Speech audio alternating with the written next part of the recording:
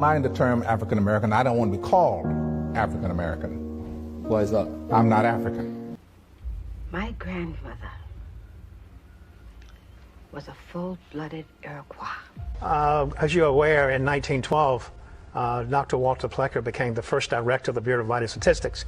But he was part of the eugenics movement, which was a movement about creating one race of people, which was white, and everything else was put in a pot, as Tina Marie would say, and stir it up and call colored. But basically, when he was the registrar for the Bureau of Vital Records, he changed the names of Indian people in Southampton County. Exactly. Their race from Indian to Negro or colored. So it was referred to as colored.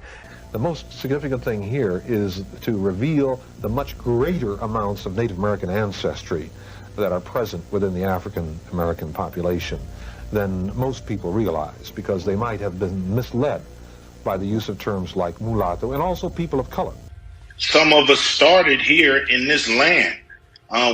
Everybody wasn't brought over from Africa. It comes as a great shock to discover that Gary Cooper killing off the Indians when you were rooting for Gary Cooper, that the Indians were you. That the Indians were you. About our lineage. Who are we? We're Black Americans. I can trace my family back, my ancestors back to the 1700s. Okay? So we're Black Americans. We have been here since the founding of the country. That matters, does it not? Does it matter that our parents, our ancestors were here since the founding, since the 1600s, since the 1700s? Is that relevant? Is that significant? Yes, I think it is. Well, I mean, my ancestors didn't slave and sweat and, toil and all that hard work that they did for Joanne Reed to have a job. She's from the Congo. They worked for Black Americans to have jobs. They did all that for Black Americans, not people from the Congo who are first-generation Americans. Not even Kamala Harris, who's Indian American and Jamaican. Right. My ancestors didn't work for Kamala Harris to have these benefits. They worked for Black Americans to have benefits. I think even Obama is not even a Black American. This is why using color, the skin color, is not sufficient. It's confusing. Right. And this is why I say white Americans and Black Americans have been in America the longest since its founding. And that is significant. That matters. That history matters. And so this is why, and I don't know why so many, and I want to get into this issue about Black women, Black American women supporting. I know it's nonprofit, but Black American women don't understand most of them, some do, but most of them don't understand. They think everything is about skin color. And that's a superficial analysis of the situation. They're not looking at the history. They don't know the history. And they're just so wedded to the political left position, embracing all of their policies. And their policies have been detrimental to Black America. They need to get away from that embrace of all these policies that are the detriment. So what I'm thinking, they're not doing their homework. They're not reading this cast your bucket where you are. Cast down your bucket where you are. They're not reading this history. They're being superficial. They're just watching the television and going along with what the politicians say. That is not sufficient. About our kind of face you got, Bill?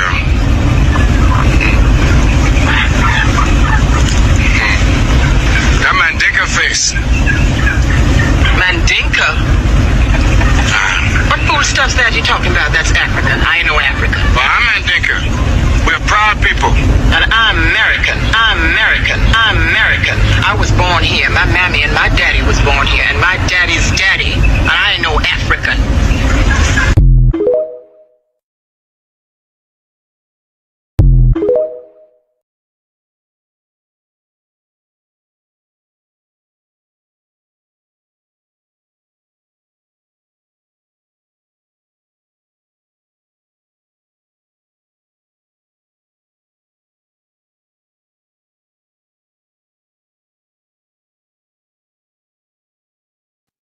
My bad. I was doing all that talking and y'all couldn't hear. I'm sorry. Hello.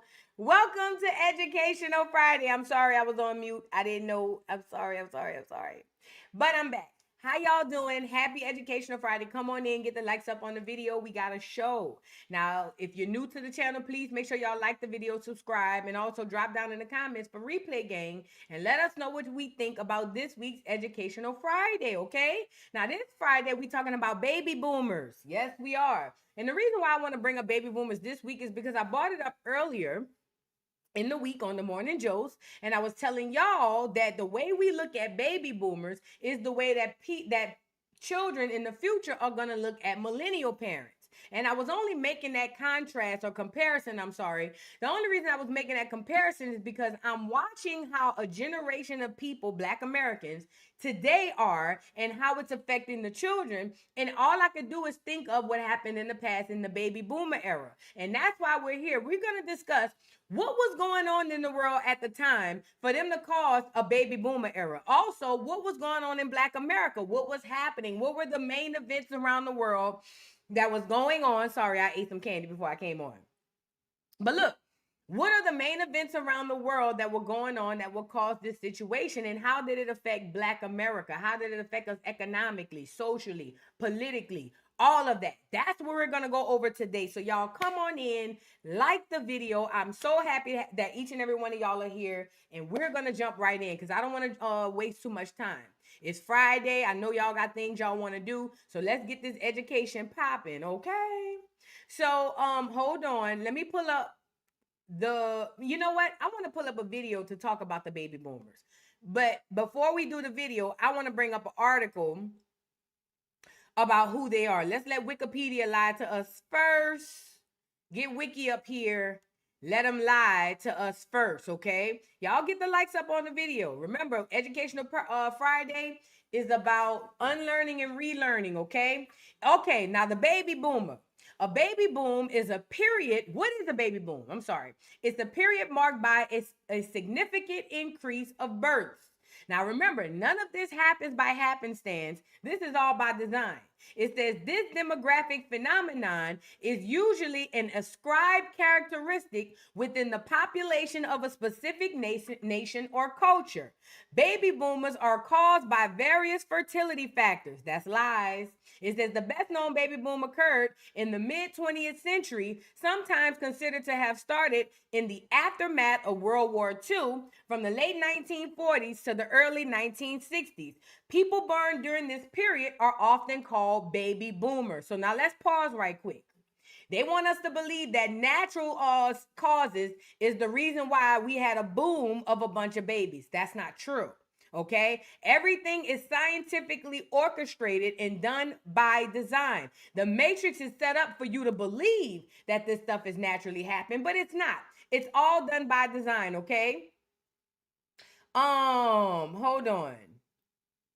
Now, I want to show y'all this article. Hold on. Because remember, we're finding out that the baby boomer era is happening right after World War II. Now, who are the main people fighting in World War II? Us. See, his story likes to make it tense or make seem like we, along with the clears, it was equal numbers, equal amounts, and we were all standing together, fighting together. That's not true. The mass majority of the people in those militaries during the World War I and probably World War II were Black Americans. Why? Because we outnumbered the whites. Remember, the clears didn't start coming in by and large. I'm not saying they weren't here. The clears did not start coming in by and large until the late 1800s, early 1900s through Ellis Island. So yeah, you're going to get some of the people joining the military that are coming in, the clone babies and all those other folks coming in through the foreign ports. But ultimately, the mass majority number of the people who are fighting in these wars are us. And I believe it's still like that today. It's just that they'll never tell us, because if they tell us that, then they have to admit that it's more of us than they want us to know. Okay? So anyways, that's the matrix. So after World War II, we got the baby boomer period where all of these people are just all of a sudden now getting pregnant. Let's get into it. It says almost exactly 9 months after World War II ended, the cry of the baby was heard across the land. As historians Landon Jones later described the trend. It says more babies were born in 1946 than ever before. That's 3.4 million or 20% more than 1945. It says this was the beginning of the so-called baby boom. In 1947, another 3.8 million babies were born, and then 3.9 million were born in 1952, and more than 4 million were born every year from the 1954 until 1964, when the boom finally tapered off. It says by then there were 76.4 million baby boomers in the United States that made up of almost 40% of the nation's population. Let's be clear. That wasn't no baby boom. That's them Cabbage Patch Kids they sending around America. There you go. Ain't no baby boom. Not on the white side. Not on the white side. You want to know where their numbers are coming from during this time? Between Ellis Island, the orphan train, and the Cabbage Patch. That's where their numbers is coming from. Because see, this would imply that the clears that were here are fertile enough to procreate at the same rate of the Black Americans. And we know that's not true. Scientifically and historically, that has never been true. Okay? So with that being said, the only people who are genuinely procreating humans again is us. The white folks are getting babies from all over the world. Does that make sense? Okay? So keep this in mind, because this is the witchcraft that the Matrix like to play on you. Okay? It says the baby boom. What explains this baby boom? It says some historians have argued that it is a part of a desire for normalcy after 16 years of depression and war. Others have argued that it is a part of a Cold War campaign to fight communism by outnumbering communists. None of that is true. Okay? It says, let me see what that said. It says, did you know in 1966, Time magazine declared the generation 25 and under would be its persons of the year. It says most likely, however, the post-war baby boom happened for more quadrant reasons. It says older Americans who had postponed marriage and childbirth during the Great Depression and World War II were joined in the nation's maternity wards by young adults who were eager to start families. In 1940, the average American American woman who got married when she was almost 22 years old. In 1956, the average American woman got married when she was just 20. And just 8% of married women in the 1940s opted not to have children, compared to 15% in the 1930s. Now let's back up. Think about today. Because basically what they're describing is how as the time progressed, more and more younger women wanted to get married and procreate. Notice they said married. Because back then the girls believed, black and white, the girls believed that it's probably best if we got married before I get pregnant. Okay, so this is the baby boom era, right? They're saying that the people 25 and under are going to be the stars of the world, or the stars of the time, because these are the children that they literally are implementing into the society. Not only that, younger girls are starting to have more babies, and it's trendy now, but it's coming off of a time where they were not having a lot of babies. That kind of reminds me of today. I saw an article a few months ago where they were saying more women over 40 are now getting pregnant versus younger girls. Well, you got to know, if that happened in the past, it's going to happen again. So that means even though we're now in a situation where the younger girls are not getting pregnant, in probably within the next year or so, maybe 2-3 tops, we're going to go through a session where the younger girls are going to start getting pregnant in droves again. This ain't the first baby boom.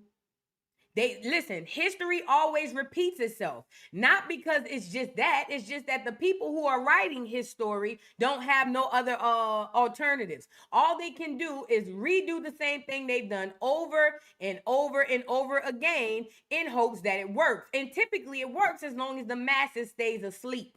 Okay? Now let's get into the timeline. Let's get into the timeline of the generation. It says, matter of fact, is this a video? I thought this was the one with the video. No. Because remember, before we get into this, the baby boomer era is going to lead into the civil rights movement. Yes, yes, yes. It's going to be baby boomers, and they're going to go right into civil rights. So that means all of the people born between 1946 and I want to say, I think it's 1962, 3, maybe tops. We'll get into it. All of those people are going to be your civil rights people. Okay? These are the people who marching getting bit by dogs. Okay? Hold on. I hope this article didn't go off on me. Okay. They just want me to sign up. Ain't doing it. Let's get into it. Timeline of a generation. It says the years 1946 or to 64. 64.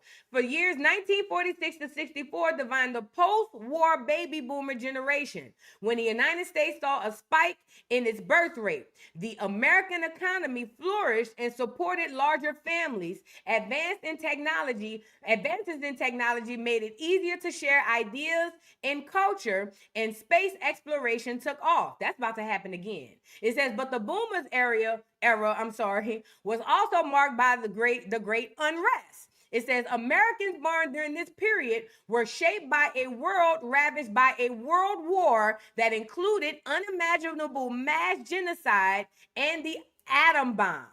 Don't that sound like today? Because we're literally at war. It says the hypocrisy of American freedom and democracy was exposed by African Americans who stood up against shameful racial injustice and inequality. And just as boomers were coming of age into adulthood, drafts for the Vietnam War began. Now let's go back up. They needed a whole bunch of bodies to go fight that suicide mission they called the Vietnam War. Because we would later on find out that that war was literally just that, allegedly. It was literally just simply a suicide mission. But they needed bodies to go over there and do that. Now for us, they forced us in by way of a draft. But for those Cabbage Patch Kids, they had no choice. So all of these clones, all of these clears who were fighting for their freedom, no, they fought because they had to. Now, they needed the bodies, so in order to get the bodies, they would create the bodies by starting the baby boomer generation. Now, these are all the people that will go on to go not only fight in the Vietnam Wars and things of that nature. These are all the people who are dealing in the civil rights movement, like we said earlier. This is done by design. I'm trying to at least get that part so you can see it. That they literally created these babies for this generation. It said the timeline looks at events and people that made the news in each year of the baby boomer generation. 1946, President Truman proclaims end of World War II, obviously. It says combat ended in 1945, but the hostiles were considered over once war crimes trials in 1946 ended. Okay, so we got the wars ending in 46. It says Emperor Hirohito of Japan announces he is not a god. I don't know what that's about. But the major thing about 46 is the wars ending, right? AT&T announces their first car phones, and look at technology. 47, the V2 rocket launched into space. So now they're hitting us hard. So we got the wars ending, and now they're sending people off into space. Now do you see why people believed that we landed on the moon? Think of the mindset of the people during that time. Y'all just got out of a war. All hell is breaking loose. Baby boomers, people ain't working. Jobs are scarce. It's buku churn running all around. I could see them people seeing something on TV. Remind you, the TV is just being introduced to them in the 60s. So I can see them seeing something on TV saying, that makes sense and I believe it. It's kind of like the way people believe AI videos today. Like today, some people, you can't tell them that a video ain't AI. But in the future, people are going to be able to see it clearly that that was AI. It's the same kind of situation. So the V2 rocket launched into space in 47. And then in 48, the first tape recorder is sold. So they're speeding up technology in the midst of us recovering from a war. And they pouring a bunch of Cabbage Patch Kids on us.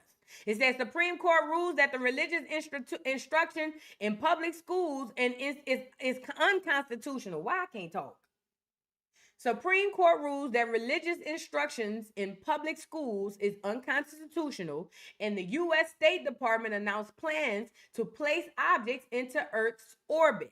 49, J. Edgar Hoover directed the FBI, or director of the FBI, gives actress Shirley Temple a tear gas fountain pen. Truman also establishes rocket test range in Cape Canaveral, Florida. And then he also increases the minimum wage from 40 cents to 75. So they're speeding up technology is what I'm getting. They're speeding up society. They're speeding up technology. Then in 50, it says Truman orders development of hydrogen bombs in response to detonation of Soviet Union's first atomic bomb in 1949. He sends U.S. military advisors to Vietnam to aid French forces. The first TV remote control is created and marketed. It says Zenith Radio's Lazy Bones. And then the Matter Machine, or the Mattachine Society, the first, here come the punks. The first gay liberation organization is founded in Los Angeles, obviously. And why is this a big deal? Because back then, being gay was not something that was celebrated. Unfortunately, it sucks that people who were gay had to hide, but at the time, it wasn't celebrated. So for them to have a first gay liberation organization, now you see where they're starting to implement the agendas. Now, what's going on in 51? The 9th Street Show, featuring notable abstract expressionist artists, marks debut of post-war New York City avant-garde. It says known as the New York School. So if you pay attention to this timeline, all you see is technology increasing. That's literally all you see. Technology increasing, and they implementing as the time goes by these small factors that are going to play major roles in our future. We got the skyscraper in New York in 52. 53, that's the year my daddy was born. Georgia opens the first literature censorship board in the U.S. It says 68% of all television sets, here you go, in the U.S. are tuned in to I Love Lucy to watch the character Lucille Ball. I want to know, when was the TV? Hold on, what year? What year was the television mass produced and shipped to Americans? Television mass production and widespread shipping to American homes started after World War II, around 1946 to 1947, following initial introductions in 1939. So, okay, right after the war, they put a TV in front of these people's face. And that's why they believe the moon landing. So, okay, we got all of America is now having these new technologies. You know what it reminds me of? If y'all old enough to remember how it was when we first got the first cell phone. I remember I was in high school. I'll never forget. The very first cell phone that I got was a big ass Nokia. It was big and clumpy, but I was so excited to get it. Anything that this phone did, I was like, this is dope. That's the same thing that we were going through back then in the baby boomer era. The doggone television is the cell phone introduction to us. So anything that they're seeing coming out of this device that we know today is the television is like crazy. It's like magic almost. So they're introducing all of this stuff. And mind you, world wars is happening inside of America, outside of America. We got all kind of social and political unrest happening. And they're implementing all of this stuff. The same thing happening today. While we over here worried about spin that, they implementing all kind of stuff right now through AI in robots. In 54, the U.S.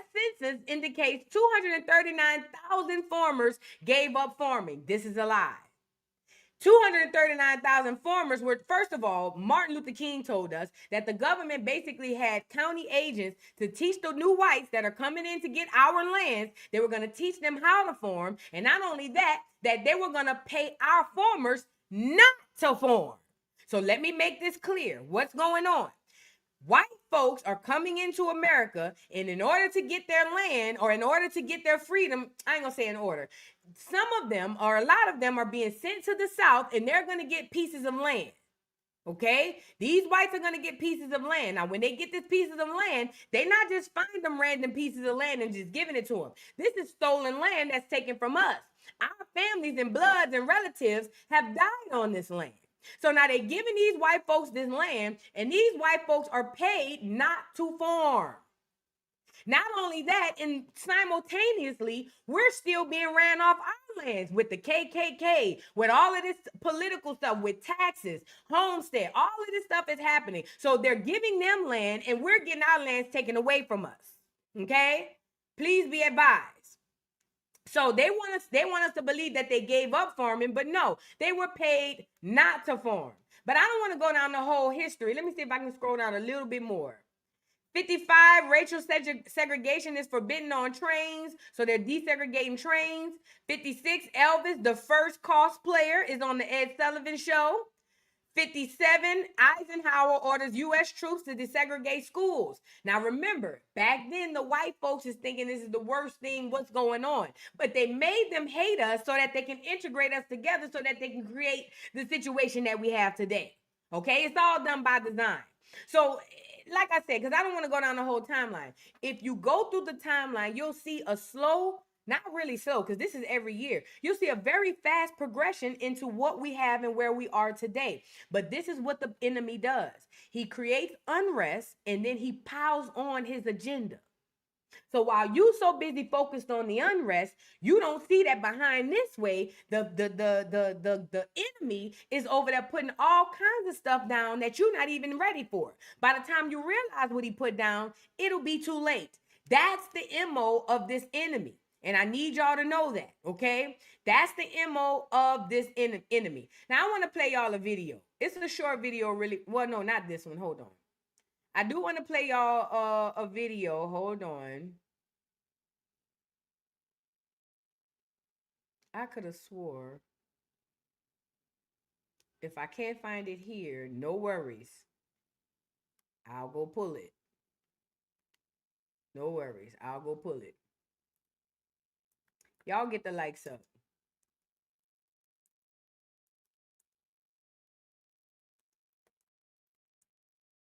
Ooh, it's raining out here. Y'all hear that? It's raining bad. Ooh. It's raining out here. Happy Friday. I'm glad I got out and got my walk in and my jog in earlier, honey. Because it is raining some bad out here. I can't wait to get off so I can smoke. Okay. Let's get into this video. Hold on. Let me see which one I want to show y'all. Okay, here you go. No. Not this one.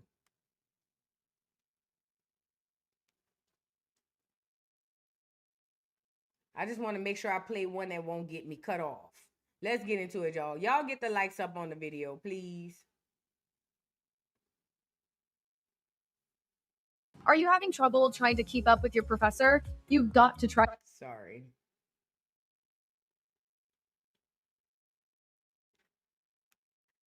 All right.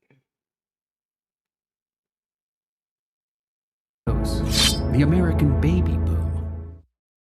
Like many industrialized Western nations, in the early 20th century, the United States experienced a gradual decline in its birth rate as more Americans moved off farms and into cities. Following victory in World War II, the United States experienced an explosion in its birth rate, adding on average 4.24 million new babies to the population every year between 1946 and 1964. Known as baby boomers, the steady rise in youthful population was the result of a strong post-war economy, allowing American families to feel confident that they could support a larger number of children. Boomers also influenced the economy as a core marketing demographic for products tied to their age group, from toys to records. After 15 years of economic uncertainty brought about by the Great Depression, followed by the economic drain caused by 4 years of American involvement in the war, soldiers who had survived World War II returned home weary of adventure, with a unified desire to settle down into family life with their sweethearts. Combined with educational benefits provided by the GI Bill, access to good jobs and affordable housing, the boom was on almost the moment GIs hit American soil. While some couples rushed to wed and conceive children before soldiers shipped out to war, the real spike... Can I that, just for FYI, you know the reason why whenever America speak about its history, the reason why whenever you find American history, they typically only show white people. The reason why is because that's paper genocide as well. It is to give the illusion that these white folks did more than they actually did. It is to give the illusion that these white folks are planted in America more deeply than they actually are. Because the fact of the matter is, white people are immigrants too. But every time you look up American history, the go-to people or the go-to depictions are white people. That's done by design so that you think subconsciously that these people have more of a right or just as much of a right to be here as you. And that's the fact of it. The fact of the matter is that's not true. So that's why most of American history, they always showing white folks, is to implement in your subconscious that they have just as much right or as if they should be here more than you. But it's not the truth. It's just all witchcraft, mind manipulation. Strike in marriages occurred after the war, when 2.2 million couples tied the knot in 1946 alone. With marriage came babies, and by the end of that same year, over 350,000 had been born. By the end of the 18-year-long baby boom period, they want us to believe that white folks created 350,000 babies.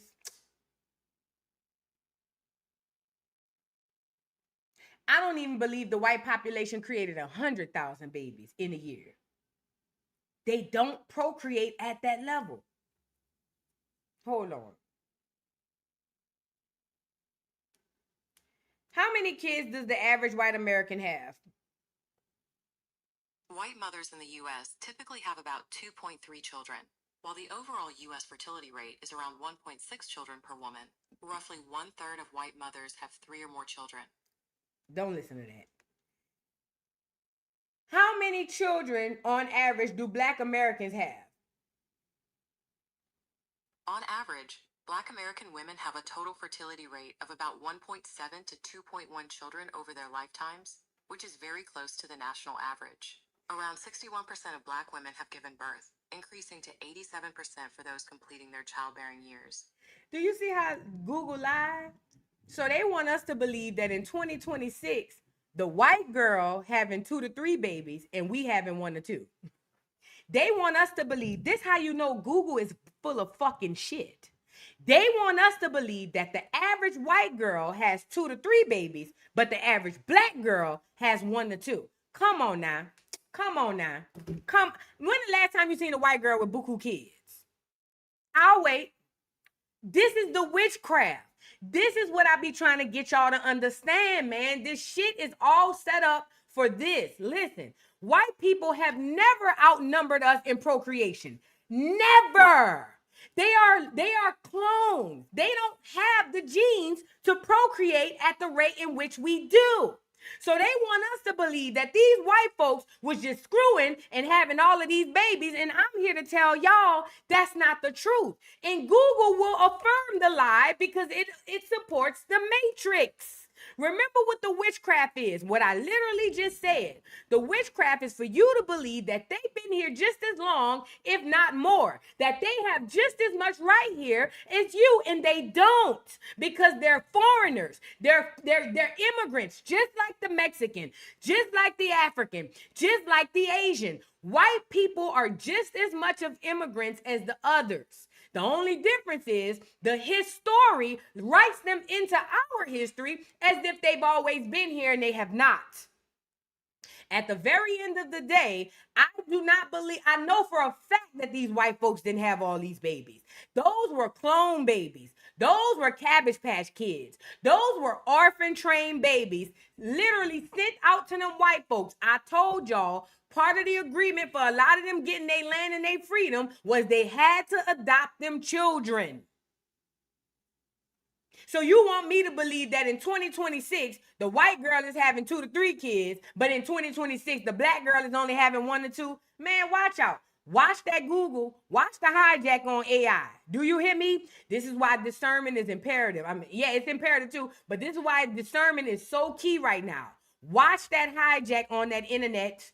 Don't take everything that internet says and think it's true.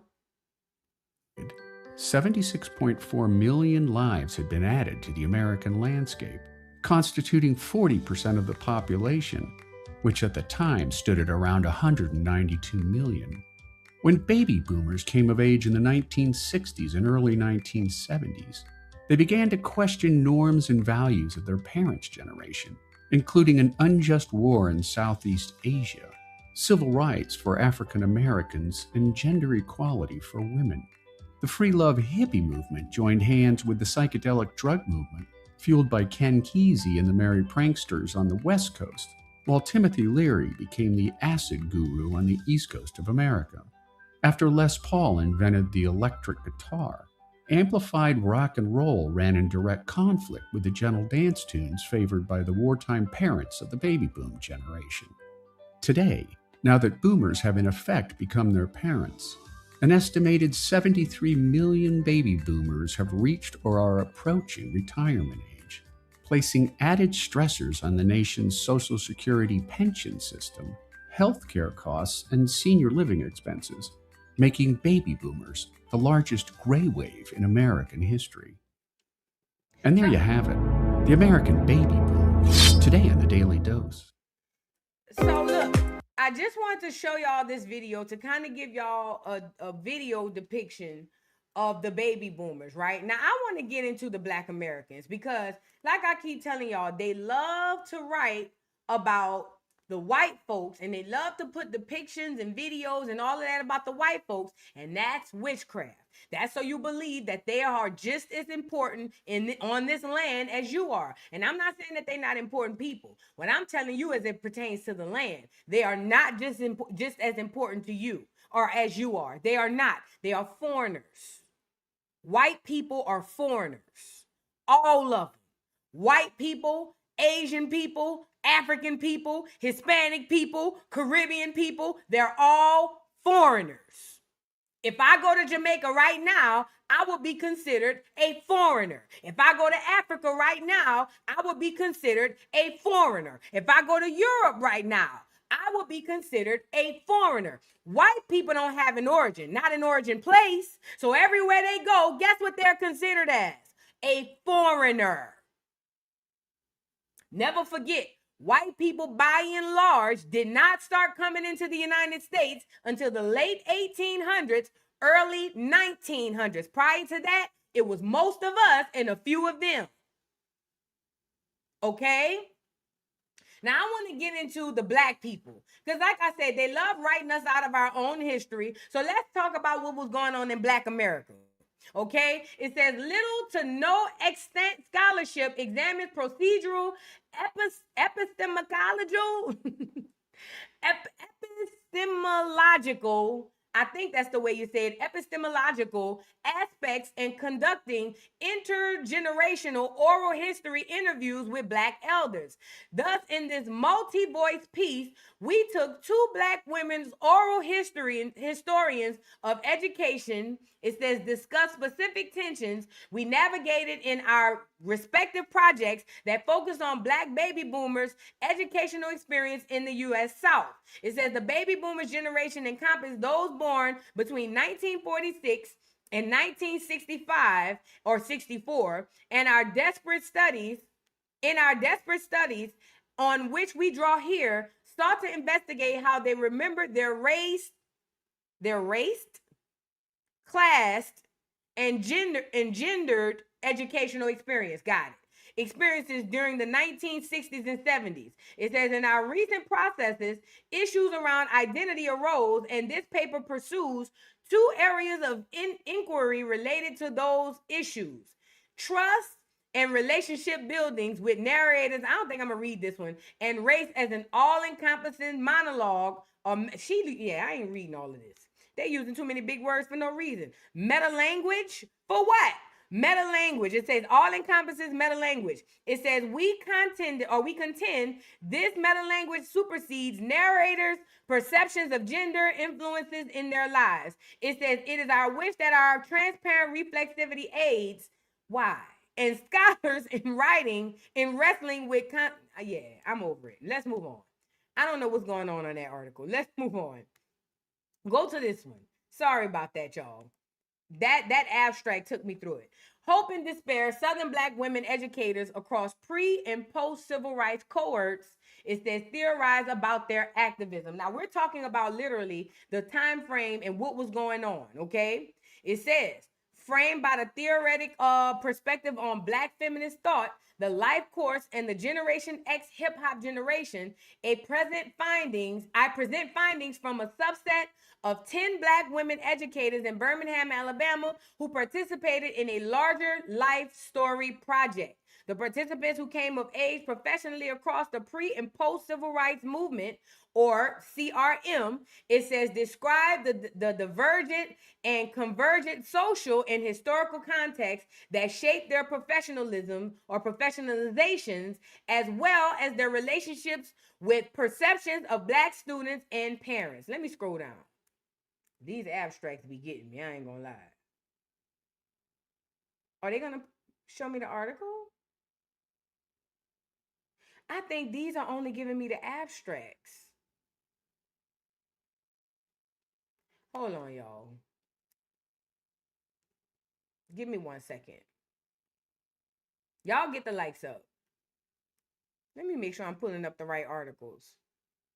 Okay, my bad. Again, back to the story. Sorry about that. Those two articles, I don't even know why I shared them, because they don't even have the actual articles attached to them. It's just giving us an abstract.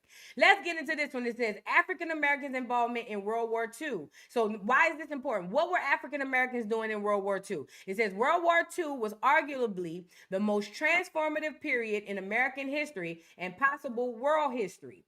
It was a conflict that permanently changed the world. For African Americans, the war offered social and economic opportunities to improve their lives. This was through such methods as military service and support, educational opportunities, and a push to connect the war to fight for civil rights.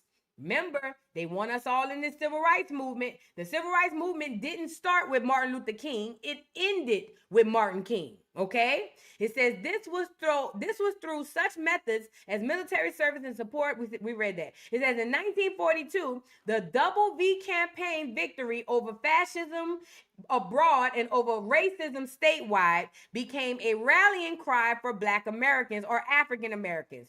It was a clear indication that African Americans would support the war effort while continuing to agitate for social change and political progress in America. Now, my auntie, I told y'all, was a Black Panther around this time, and she told me that Black Americans protested that war fiercely, vehemently, as a matter of fact. As a matter of fact, according to my auntie, she said that the Black people started opposing the war first because when they hit the draft, they hit us first.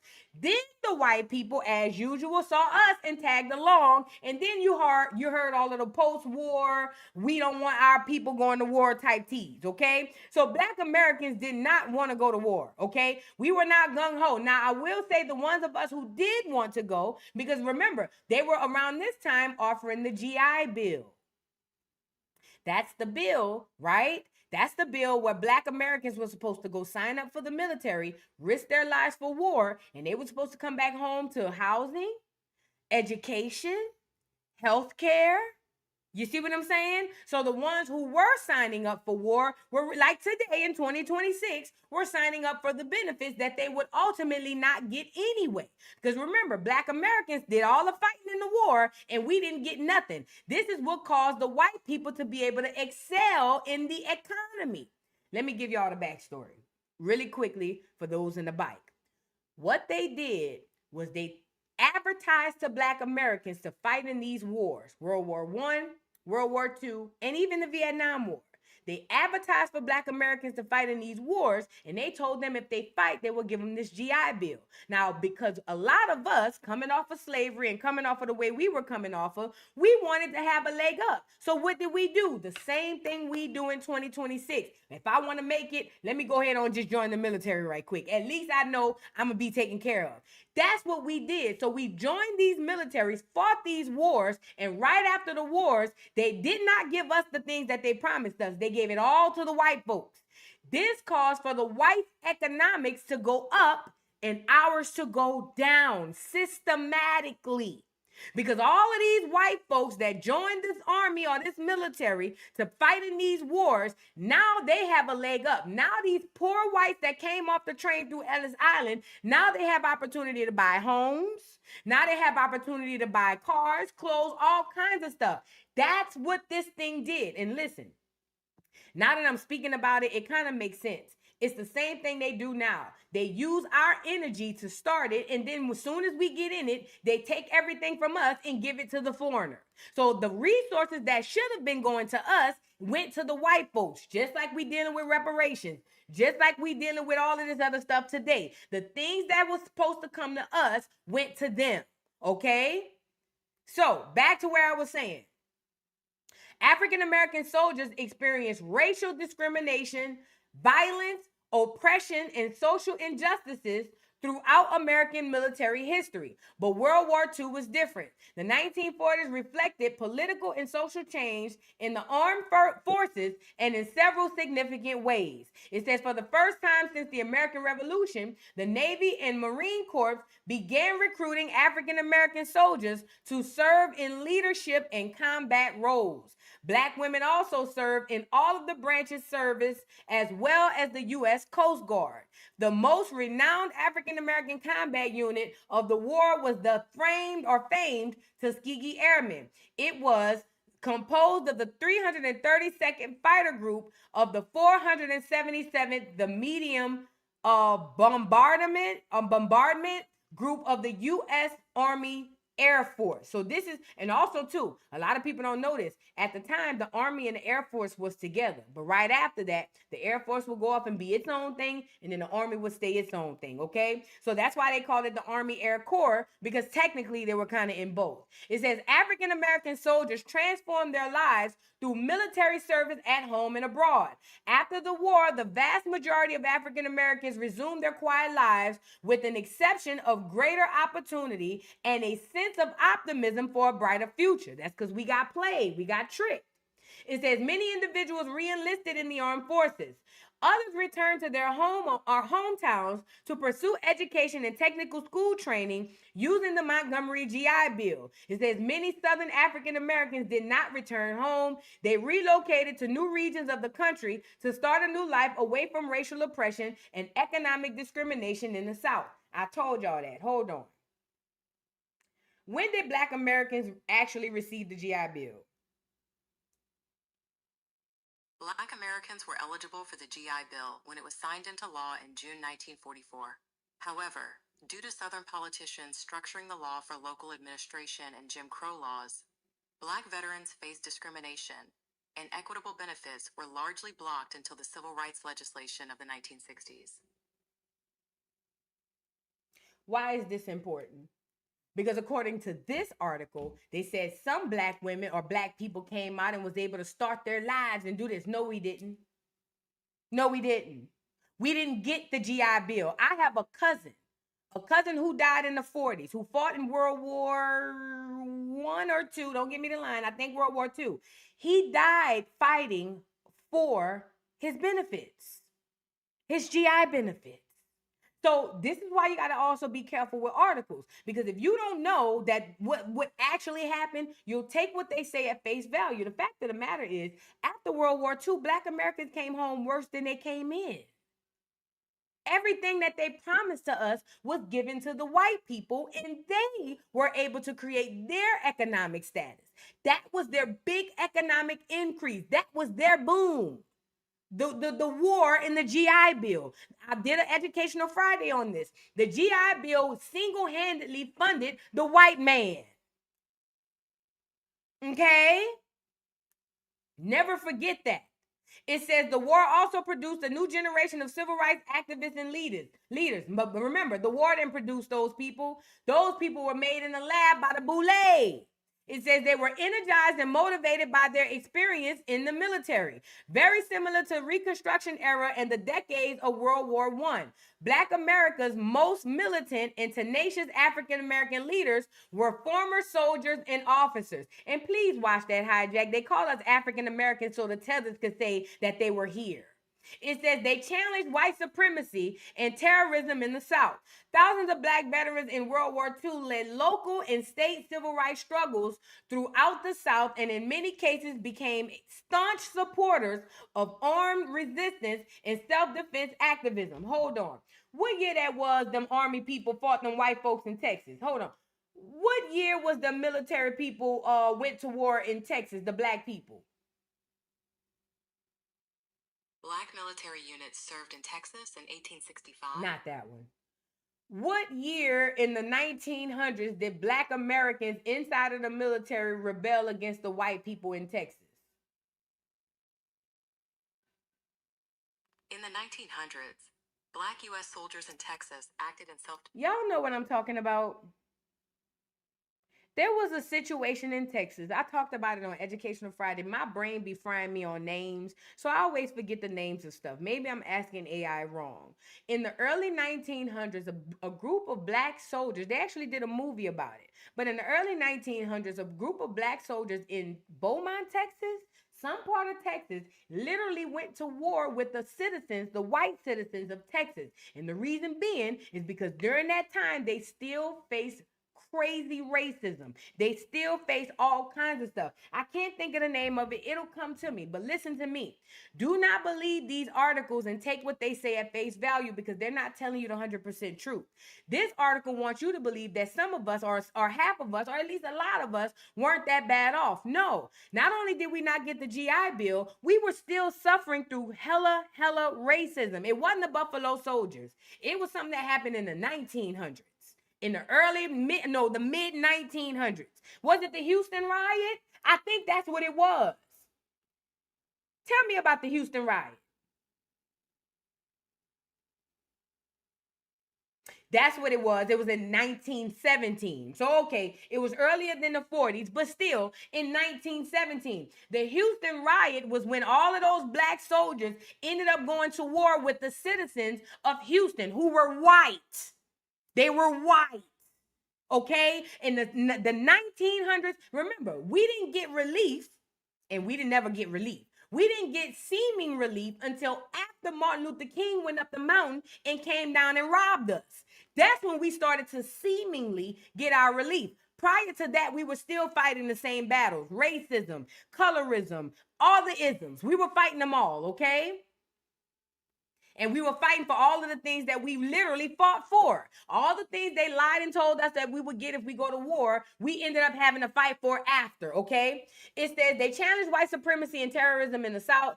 Thousands of black veterans of World War II led local and state civil rights struggles throughout the South and in many cases became staunch supporters of armed resistance and self-defense activism. Let me tell you what this was. The Boule babies who were representing us, they were the ones who were doing this. They were the ones who were saying this. And because they represent us, they're writing it in history as if the masses of us were on that type of time. But no, that's not the truth. This is why the Boule created the civil rights movement, so that they can put representatives of us in there so that they can say it's us. So what do I mean by this? Remember how Barack Obama. I'll use Barack Obama for an example. Remember how everybody kept going around saying Barack Obama is the first black president. Barack Obama is the first black president. Well, if you don't know that he's actually an African tether, you would think that he's one of us. But it don't matter. He's representation of us, even though he's not us. Same shit, different toilet. Does that make sense? There were a lot of representations of us via the civil rights movement, via the Boule, via the Freemasons, but they were not us. They did this even when they were signing over treaties, when they were doing the land situation with the Indians. They always used representations of us to say that it was us, and it wasn't. Okay? It goes on to say these men resisted racism, discrimination in hopes of claiming self-respect and dignity. Meanwhile, they asserted the manly qualities of courage, strength, and fortitude. As former soldiers, they had already experienced a base level of equality with white men in the military. This condition empowered them and created a source of pride and confidence that many white Southerners found threatening. Okay. And that's to feed the racism. No. Oh yeah, the white people saw how great and dope y'all was, and they just hated y'all and they wanted y'all dead. And even though they did, it's just 20 on 10. You just got to understand it, okay? Now I want to go to this article. It says African Americans in World War II. Because remember, this is the baby boomer era. So what we're doing is trying to understand what was going on in the climate when these baby boomers were created. Remember? Okay, it says more than 1 million African Americans served in the armed forces during World War II. So that means a whole bunch of us went off to war. I speak to y'all about this all the time. What created the baby boomers was there was a lot of men that went off to war and a lot of women got pregnant. It says, like many Americans, they traveled far from home. It says, learn new skills and experience the world in ways they had never before. I don't know who this brother is, but he's a Navy veteran. Okay. What is his name? Dory Miller? It says, but for Black soldiers, the war also revealed deep contradictions. They were fighting for democracy abroad while facing discrimination within their own military. Units were segregated. Black soldiers were often denied the same privileges as white soldiers and assigned to jobs that didn't require much skill. Now pause. Look at how two articles can contradict each other. In the other article, it says, as former soldiers, they had already experienced a basic level of equality with white men in the military. That's what they said in this article. Look. They're saying that the people who fought in World War II came out better than the rest because they had already experienced a basic level of equality with white men in the military. Well, that can't be true.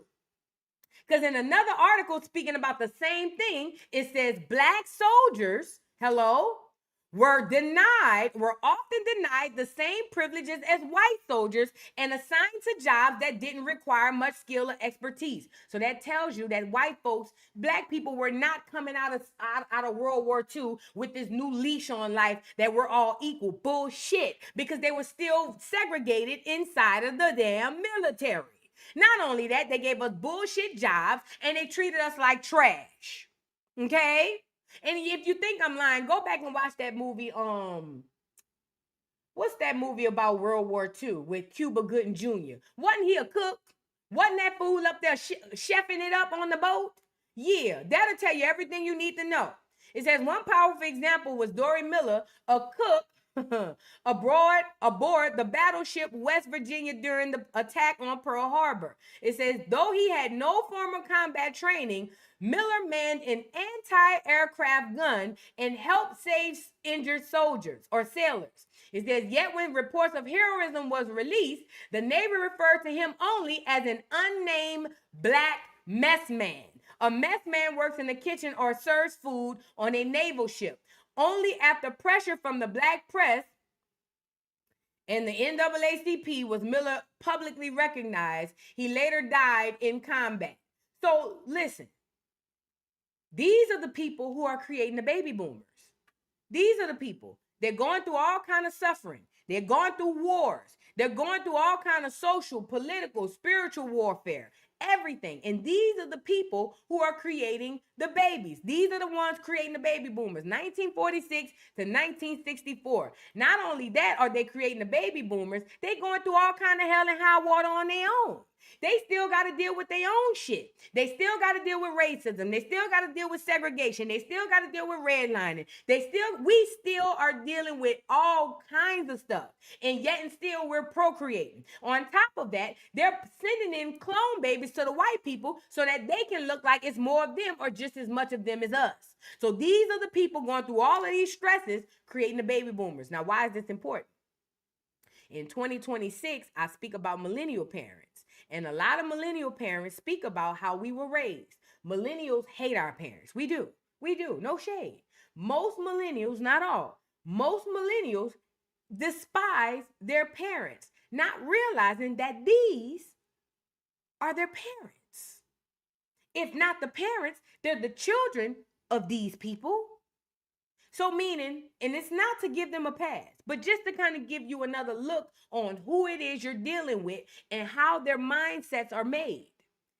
These people coming off of all of this oppression, all of this bullshit, and they making babies. Mind you, they don't have the money to take care of these babies because they at war, they at work. These are the children, now these are the latchkey babies. These are the babies that's raising themselves, okay? And these babies are our parents.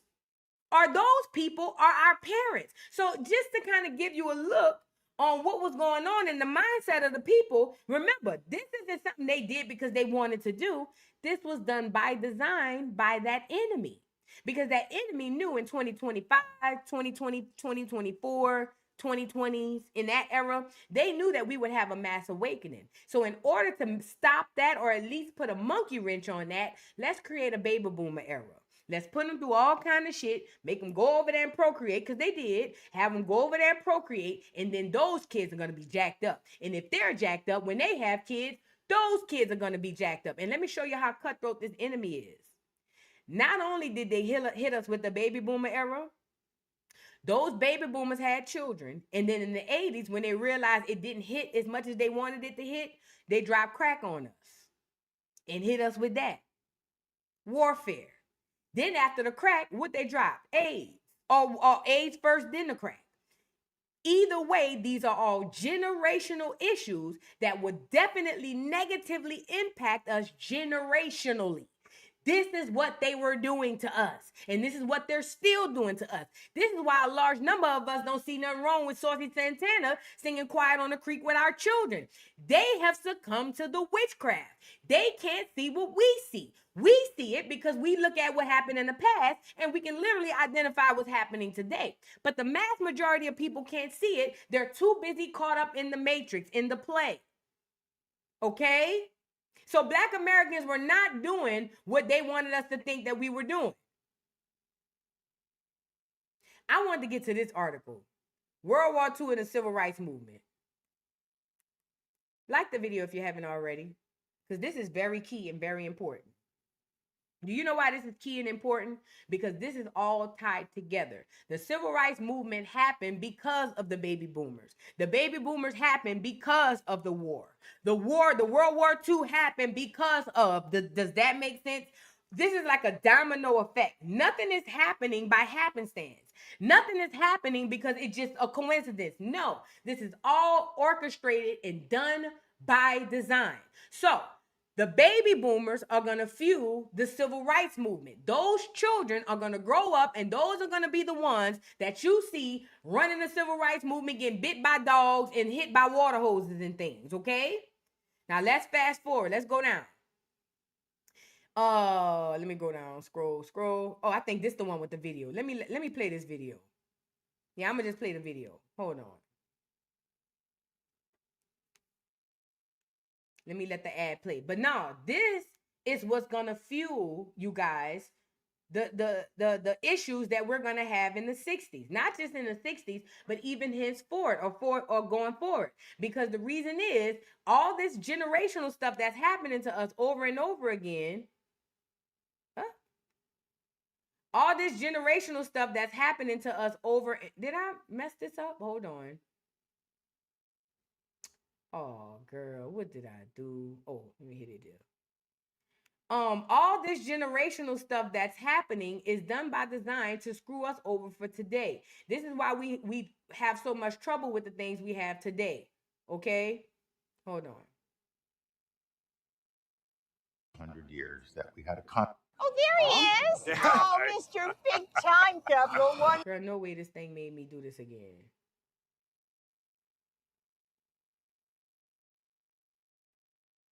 Hold on. Is it playing a commercial?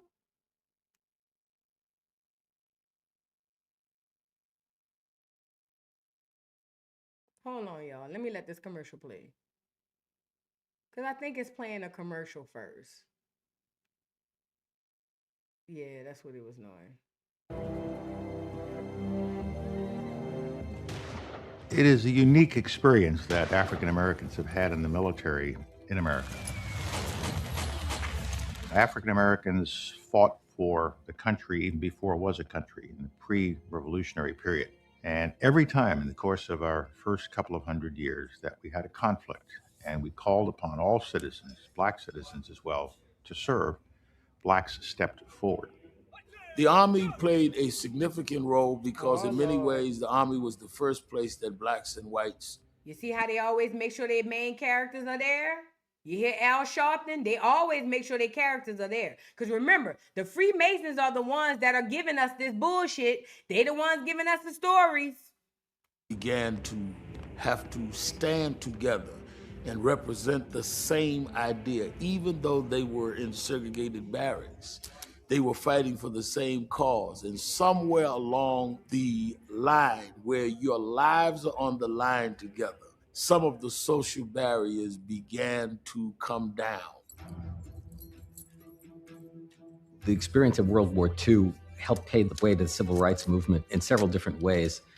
For one thing, there's a deliberate movement among the cultural elites, the political elites, to respond to Nazism and the whole ideology of Nazism by taking seriously the resemblance between Nazi theory and American practice, the segregation of blacks in the South, the racial laws, and so on. And you have a burgeoning black-led civil rights movement moving for what's called double victory. Victory in World War II, but also victory over Jim Crow at home. During the 1960s, that shared experience during World War II was a very powerful motivation force for the people marching in the streets. That's not to say that it was easy. If you look at the people who were attacked by police dogs and hosed down in the street and beaten and killed during this time, it was a painful and torturous period in American history. But at the same time, probably came about sooner than it would have because of World War II. A soldier had to look at a soldier and say, I fought next to you, I was wounded next to you, I saved your life, and you're saying that I'm still a second-class citizen?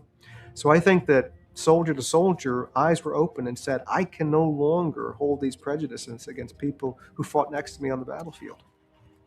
And after World War II, a lot of pressure was put on President Truman. Please don't believe that. That is not... The implication that black soldiers and white soldiers were even cordial is laughable because they were not. They were not. And this is also a lie in witchcraft. Remember, it's all about shifting the narrative or creating the narrative and making people believe what you want to believe. But this is not true. This is not true. People looked in the mirror and said, this is not right. Recent events in the United States and abroad have made us realize there is no justifiable reason for discrimination because of ancestry or religion or race or color. But we kept fighting when asked to fight in order to show we could. And if I can be a good soldier, why can't I be a good doctor or a good lawyer or a good bus driver or whatever I choose to be? It can no longer be defined by the color of my skin.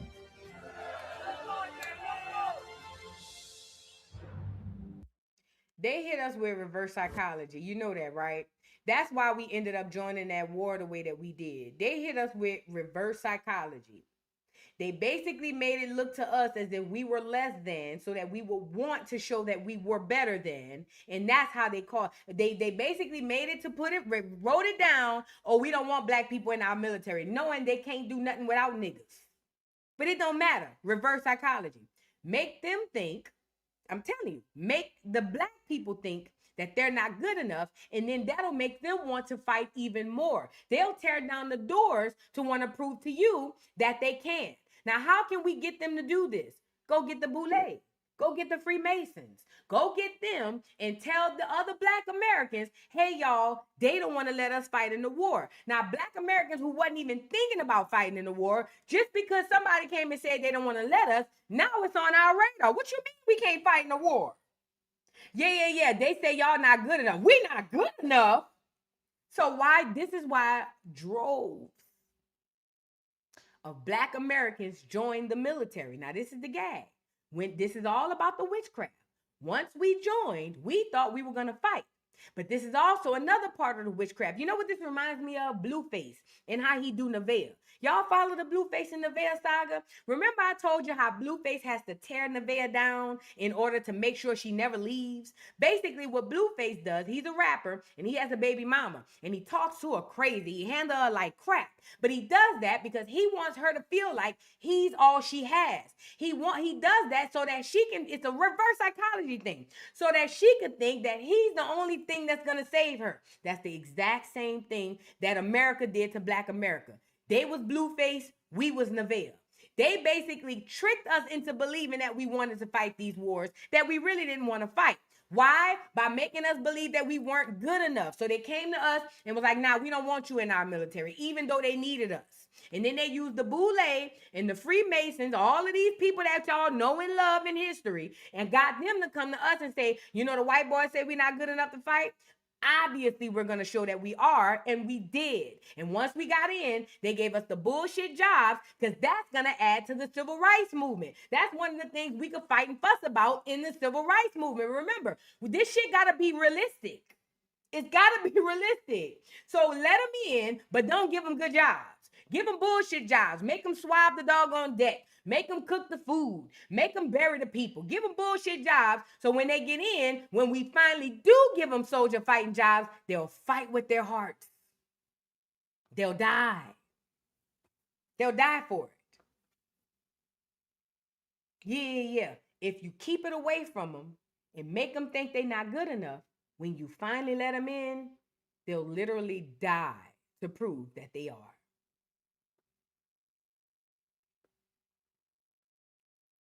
That's what they did. That's literally what they did.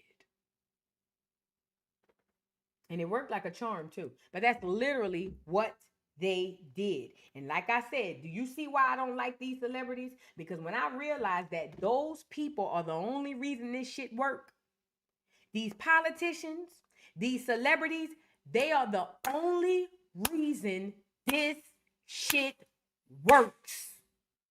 It's kind of like getting jumped in a crowd, seeing your own sister jumping the people, jumping you with your ops. The ops not gonna feel comfortable jumping on you unless they know your sister gonna help them. The Boule and the Freemasons are our sister helping our ops jump us. So this is why I can't stand them bitches. Don't want nothing to do with them. I understand what their jobs are. Their jobs are to keep us stupid so that these folks could continue to do what they do. And they pay them a lot of money to keep us stupid and to keep running us up through the...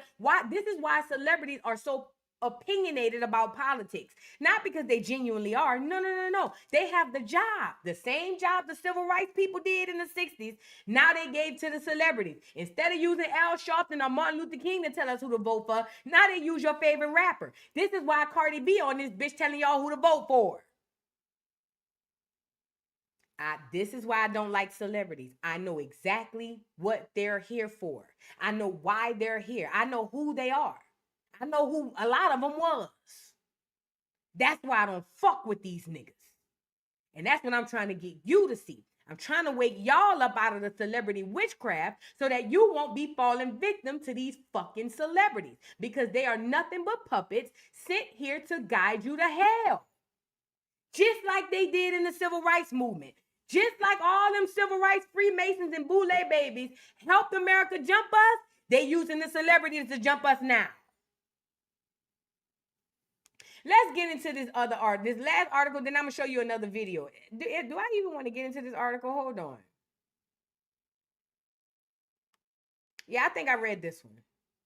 Yeah, I read this one. Let's get into this video.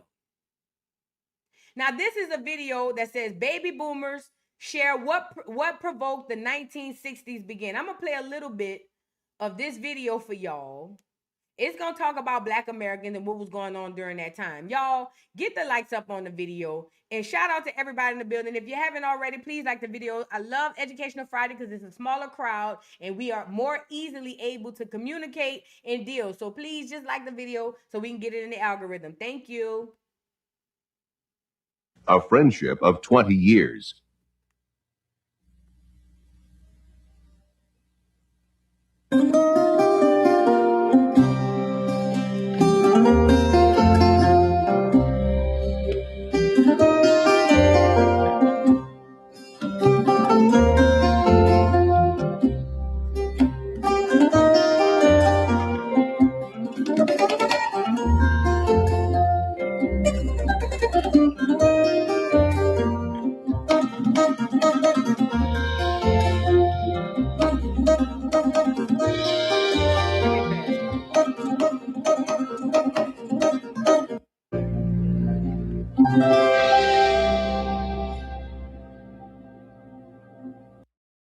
Everyone's searching for the same TOEFL solution. Sorry, it's an ad. Sorry.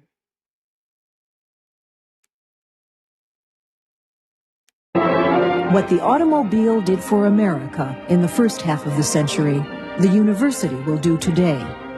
Clark Kerr, President, University of California. I think he related to Steve Kerr, the basketball coach. Possible.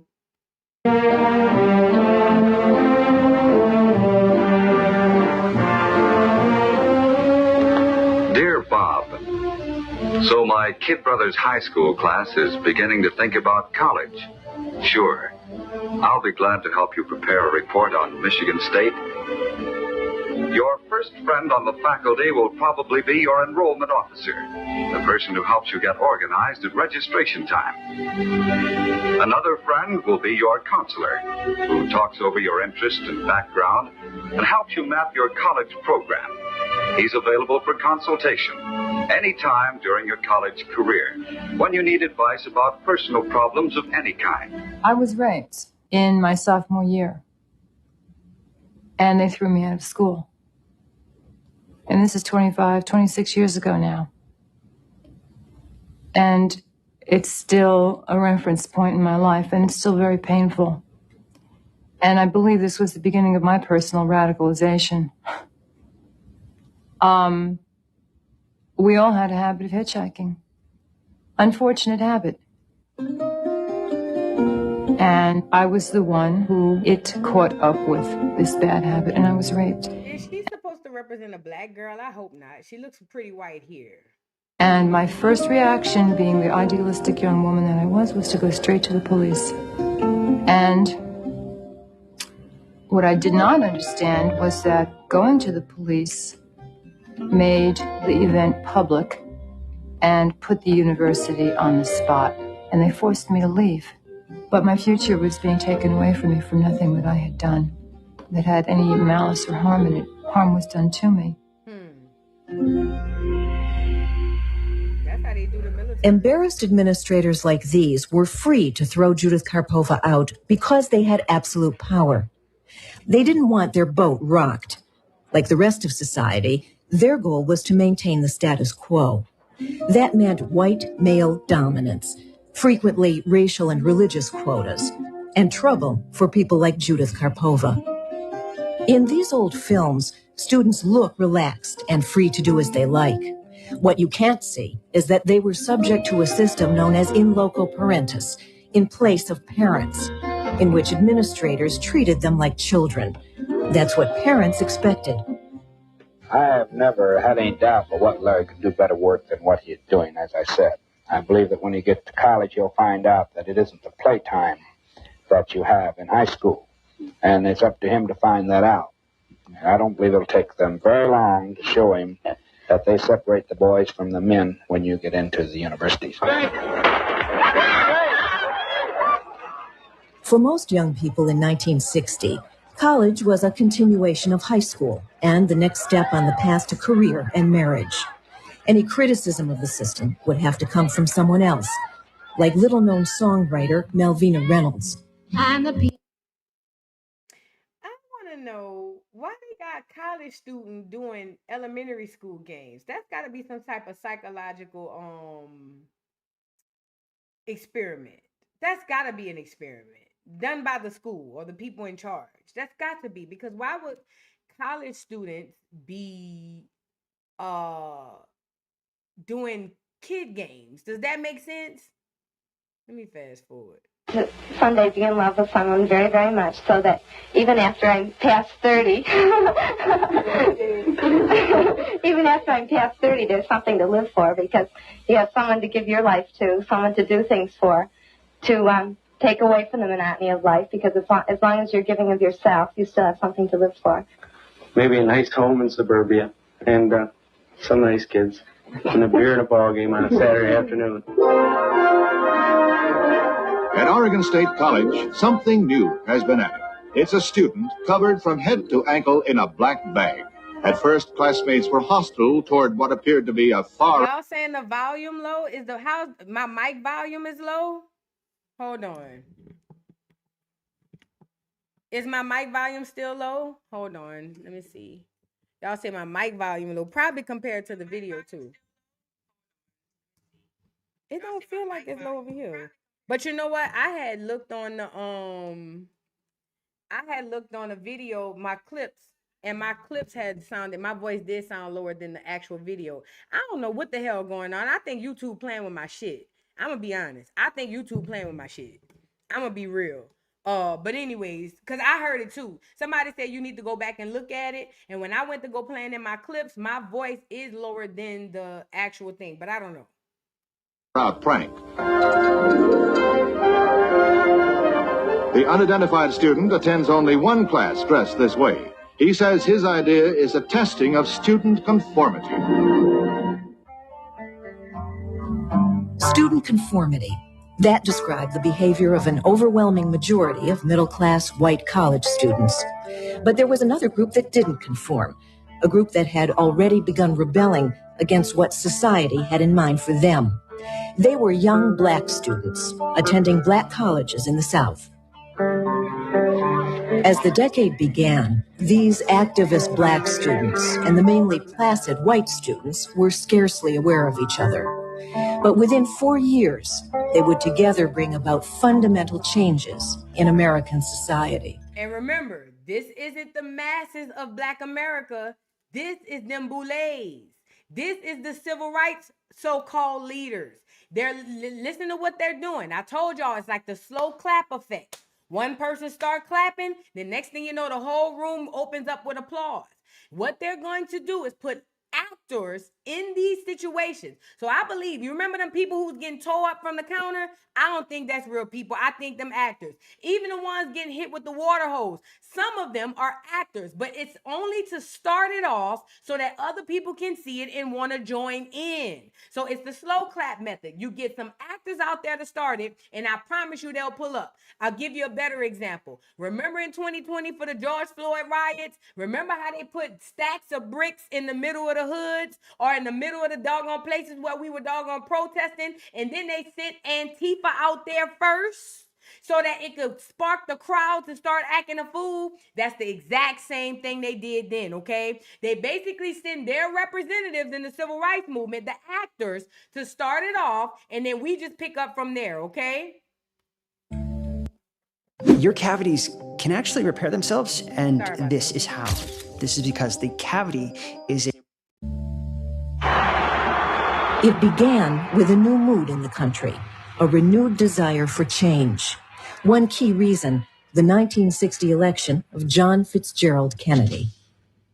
Absolutely clear, no question about it, that Kennedy created the general atmosphere, created a climate of high idealism. And I think, you know, in telling the story of the 60s, that would be the most important thing too.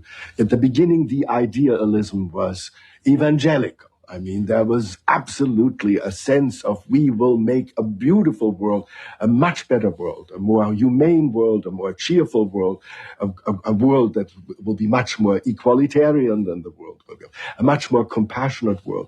There was, I mean, it was marvelous. I do not believe that any of us would exchange places with any other people or any other generation.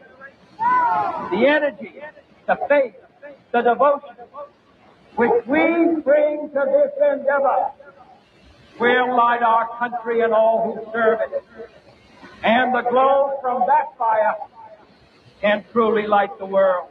Ask not what your country can do for you, Ask not what your country can do for you. Ask not, ask not, ask not, ask not, ask not what your country can do. Ask what you can do for your country. Ask what you can do for your country. This is a great country, but I think it could be a greater country. My fellow citizens of the world, ask not what America will do for you, but what together we can do for the freedom of man. We choose to go to the moon. Now, all of this is propaganda, and I'm going to fast forward it a little bit, but all of this is propaganda. This John F. Kennedy character, you know, there's a reason why he was so handsome and he was so liked. He's also a character that was supposed to play in the play the right way. But what happened was his dad and them started to feel themselves, so they got rid of damn near all of the Kennedys. For real, for real. But if they had played their cards right, the way that they were supposed to, John F. Kennedy was supposed to come in there and he was supposed to be the people's champ. He was supposed to be the handsome young white boy that all of the whites and even some of the Negroes wanted to sleep with. This is why they also paired him with Marilyn Monroe. A lot of people think that the pair between him and Marilyn Monroe is organic. In some ways it is, but in a lot of ways it isn't. She was sent toward him as a spy, okay? Now, people don't know that she worked with the government, but she did. Allegedly. I forget. It's 2026. Allegedly, okay? So he was supposed to be the white hope for America, but him and his dad and them had other plans, and then America wiped the whole family out, damn near.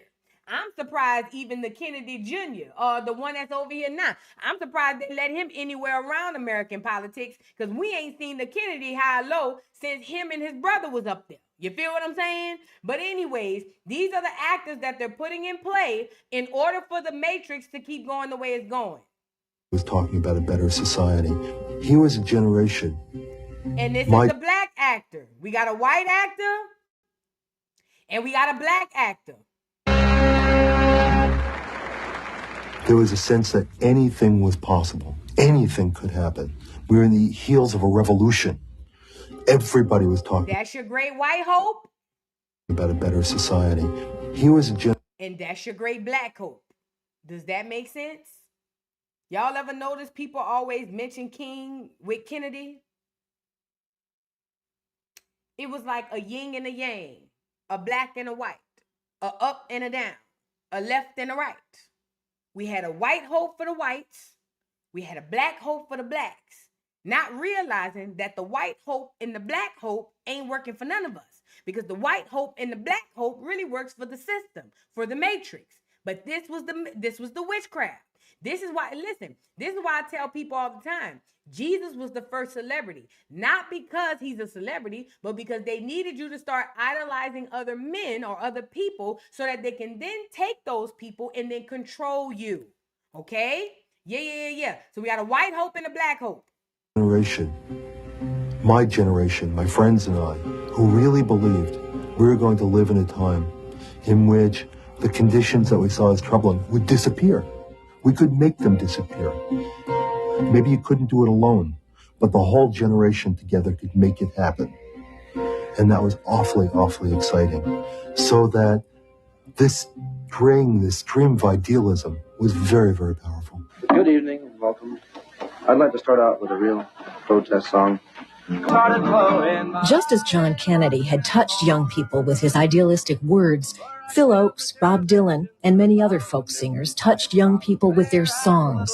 And thousands of them came to coffee houses to listen to this music, which seemed to reflect their personal concerns so well. Because the music was witchcraft. That's literally what I was about to say. Implement the other witchcraft, the music. And they did it to us with the black music. Say it loud. I'm black and I'm proud. We've been black ever since. Prior to James Brown coming out to tell us say it loud, we never said we were black. That was an insult. That was fighting words.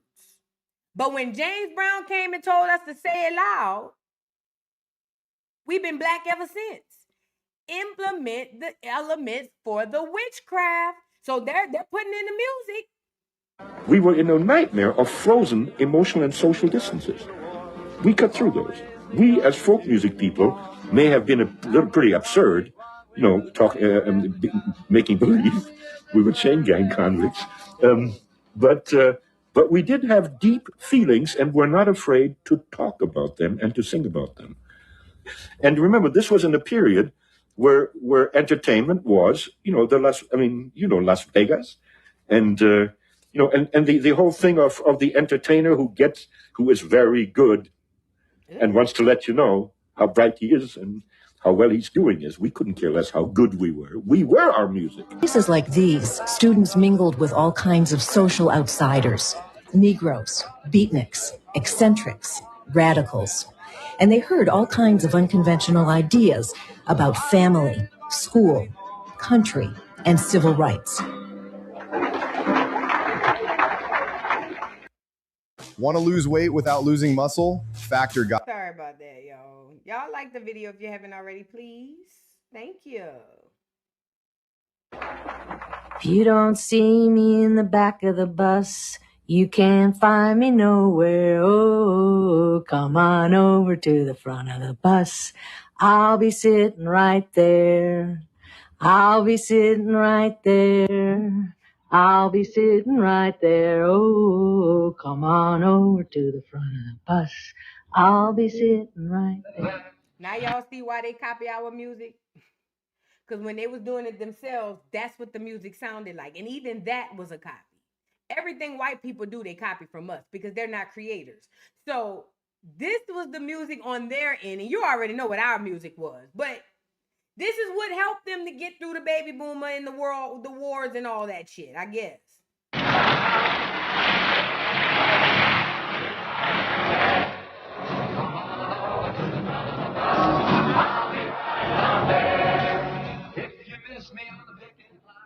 You can't find me nowhere. Come on to the city jail. I'll be rolling up the back. I'll be rolling up the back. I'll be rolling up the back. Come on to the city jail. I'll be rolling up the back. You can't find me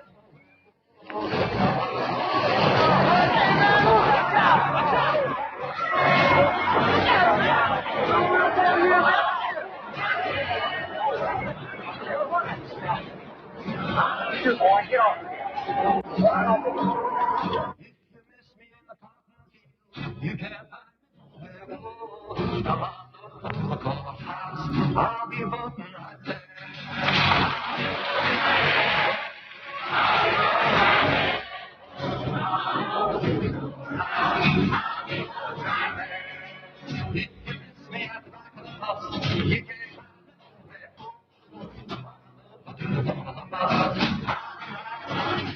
Oh, and just to add, y'all do know in those times the National Guard was the military. So whenever y'all used to see the people with the fire hose and shit, it was the sheriff, the police, and the National Guard. So don't believe that the National Guard won't turn on you because that's what their job is. Their job is to literally fight you for the government, okay?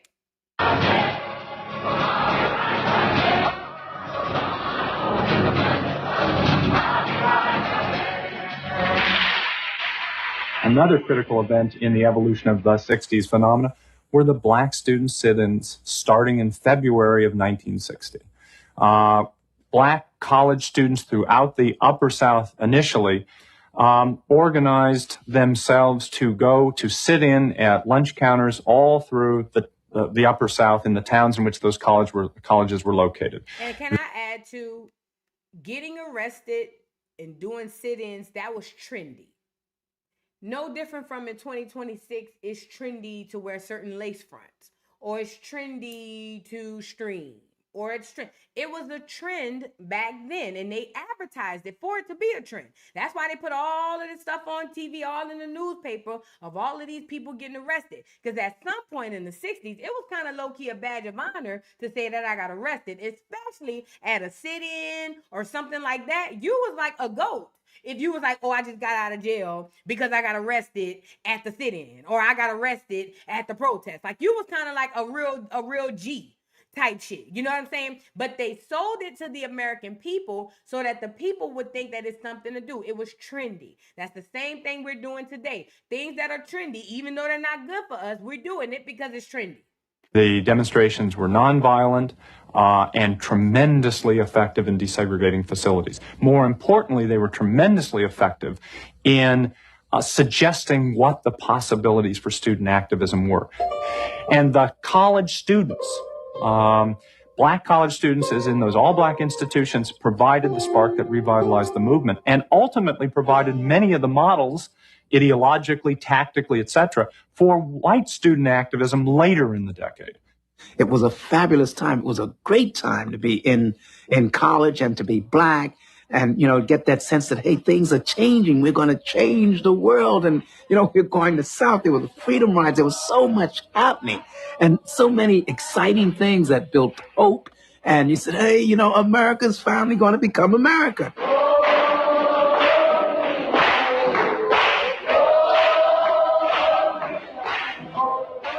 It was almost indescribable in terms of changing my outlook on life and somehow bringing to an awareness that I can make a difference. Because as I grew up, all I knew was you do what you have to do to survive.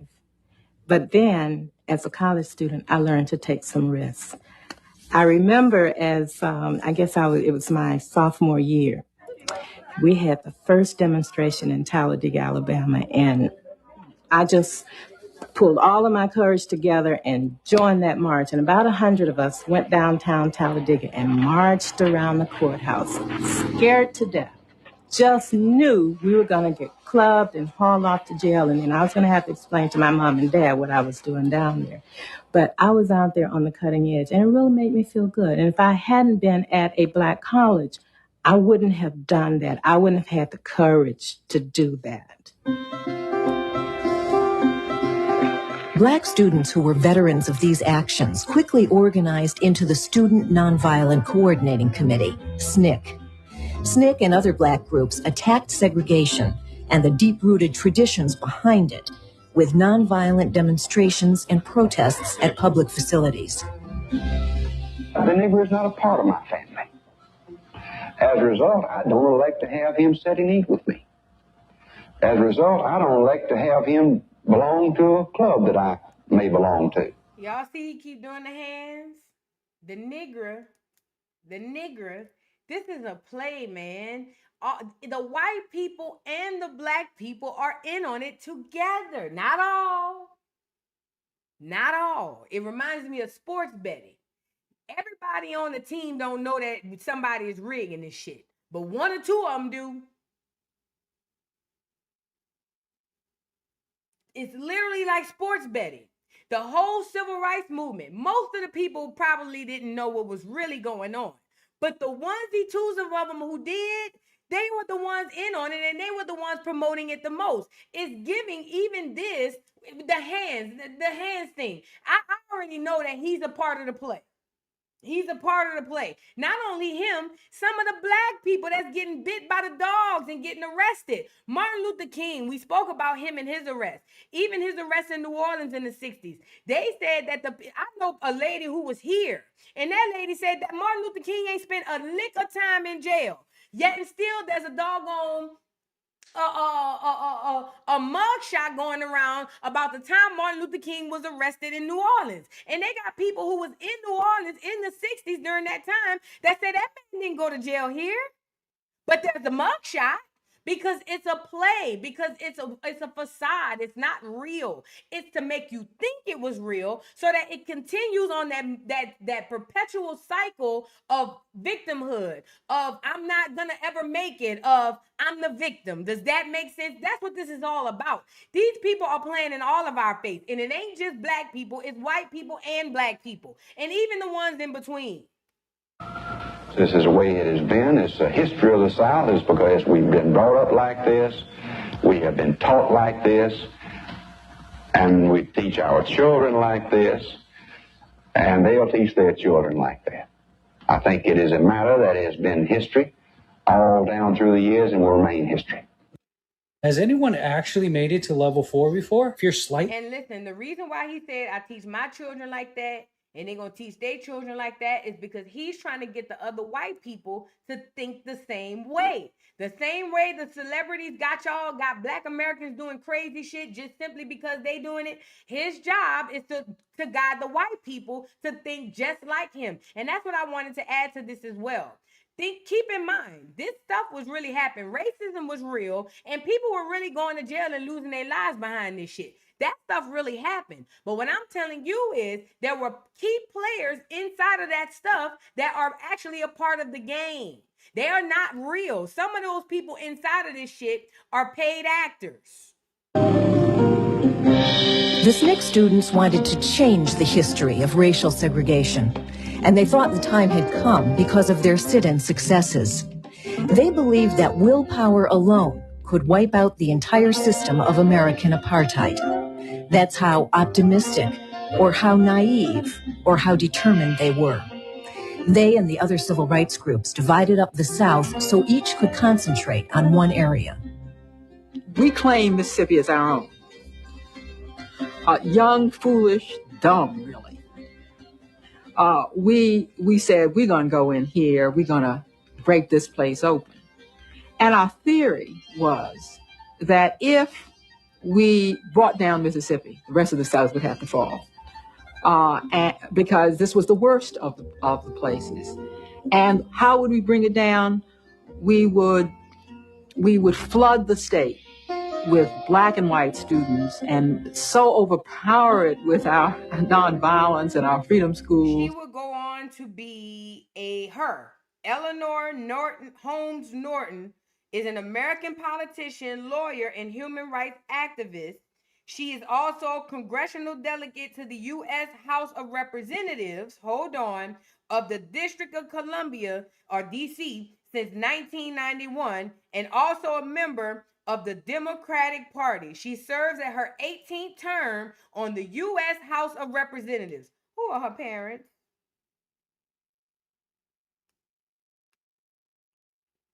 Born in D.C., daughter of Vila Nee Lynch, a school teacher, and Coleman Holmes, a civil servant. She a boule baby. Makes sense. Sorry.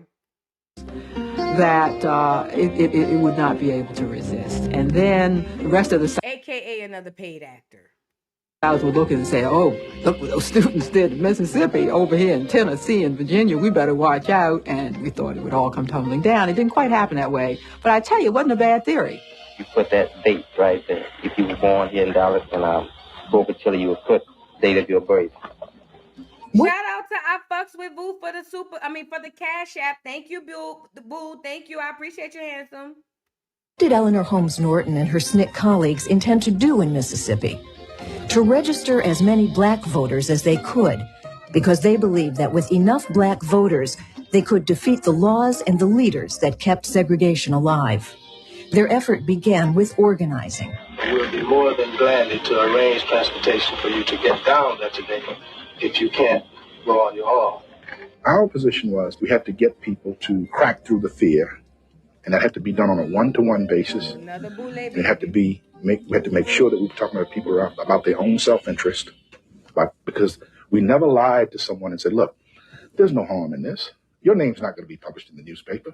And if the sheriff comes at you, we will protect you. We couldn't do that. They could stick a dynamite right through this window here in this church. I sure hope, people around the world will respond to it, so we don't die for nothing. Okay, let's move. Let's have some volunteers up here so Larry can set up this workshop. We shall over.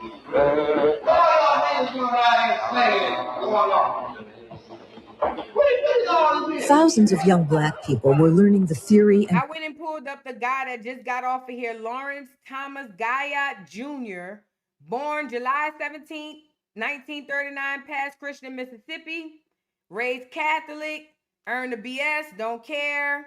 He works in the Department of Health and Human Services for the DC. He works at DC too. He also remained active in local politics. So all of these people who are on this documentary are literally either alive and in politics and have hell of a heavy seats, or they're dead. But either way, all of these people in SNCC, ironically, all of the SNCC people went on to have heavy seats in our politics. That's done by design because they're boule babies and they're actors. Practice of nonviolence. They had to be taught because nonviolence isn't the way people normally react to intimidation. They had to learn to hold their tempers, whatever the provocation. This young man really isn't protected at all. His hands ought to be over his head. He should be protected. He's doing a good thing. Notice, he went down here to protect his brother down here, his sister. This young lady under here is being protected by him. But also, he didn't really protect her as well as he could be, as well as he could have.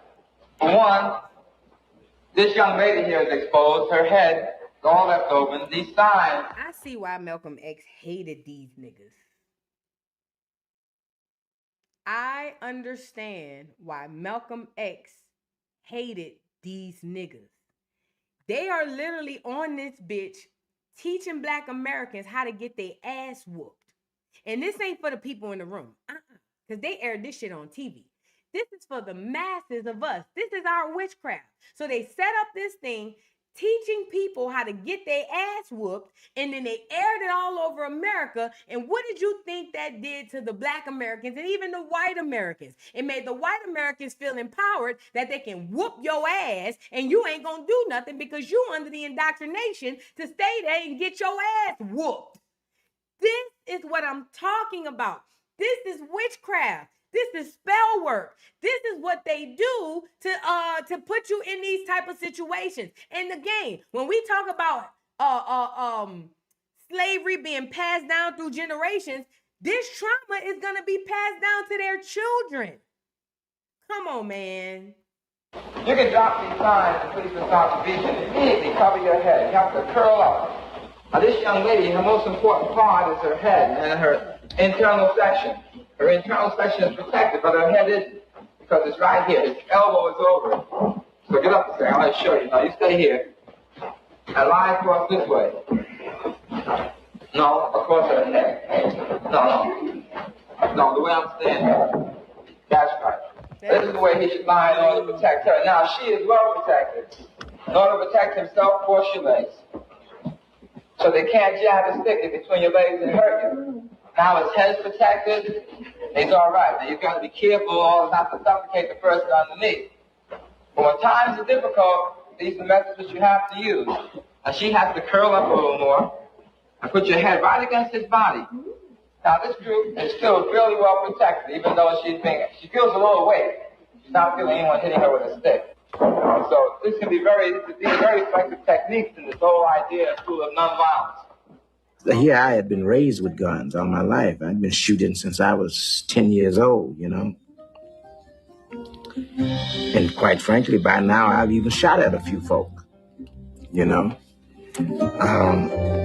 But so my question would be, Curtis, if you was raised with guns and all of this, why would you then turn around and tell Black people to shelter themselves or cover themselves and take an ass whooping? Genuine question. The workshops, they would do workshops every night with people who wanted to help work with the project. And I can remember them being very heavy. FYI, Curtis Muhammad, born 1943, he died in 22. However, he was a pioneering American civil rights activist and full-time field secretary and organizer for the SNCC people. I want to see what he did when he died. Hold on, because all of these people got good-ass jobs. It says he engaged in high-risk grassroots, later work. After his time with SNCC, Muhammad continued his lifelong work as a revolutionary organizer, participating in the Chicago school bus boycotts and international solidarity struggles. He spent his later years teaching bottoms-up, community-led organizing methods inspired by Ella Baker. He passed away in 22. So it don't look like he had a good job at the government, but he did end up going into teaching. Into it, the nonviolent question. I mean, the whole history of Gandhi. It was started with Gandhi. And the whole history. And then you had so many preachers running around. Everybody was a reverend in them days, or wanted to be a preacher. So they were connected with Jesus. You know, so you had Jesus, you had Gandhi, and Martin Luther King, and the Student Nonviolent Coordinating Committee. And still, I'm looking at all these accomplishments and saying they did this with nonviolence. This is unbelievable. So it was like total acceptance. Let's do it if it works like that. Despite their nonviolence, the civil rights workers were being attacked, and they were not getting the protection they had asked for from the Kennedy administration. John Kennedy was concerned enough to speak out against the violence, but he did nothing concrete to prevent it because he was afraid to anger Southern Democrats. He was trying to play both ends against the middle. He had been elected by a very narrow margin, and he wanted to be reelected in 64, and he knew he couldn't be reelected in 64 if he came to be overly identified with either party to the struggle. Now, I do think genuinely he came to be moved and to learn a heck of a lot about the civil rights struggle and to be ultimately quite committed to it by the end of his life. But he was in no way the catalyst for what occurred in the 60s. My Blue Chew Gold just kicked in. Sir, that is always... This remind me of Obama. Remember when, what's that little kid got killed in Florida? I don't know why his name start with a T. Remember that little boy got killed in Florida and we all marched? And then Barack Obama came up and was like, Trayvon Martin. Remember when Trayvon Martin got killed and all Barack Obama came up and said was, Trayvon looks like me. He could have been my son. He ain't do shit. He just said enough to say that he said it so that we reelect him again in 2008. It's the same shit. Obama did the same shit that he did, Kennedy. Basically, they said enough to say that they acknowledged it, but did nothing about it because they didn't want to lose that extra reelection. That's crazy.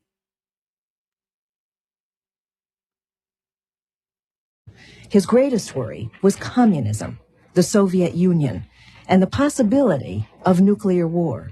The real problem is the Soviet desire to expand their power and influence. If Mr. Khrushchev would concern himself with the real interests of the people of the Soviet Union, that they have a higher standard of living, to protect his own security, there's no real reason why the United States and the Soviet Union, separated by so many thousands of miles of land and water, both rich countries, both with very energetic people, should not be able to live in peace.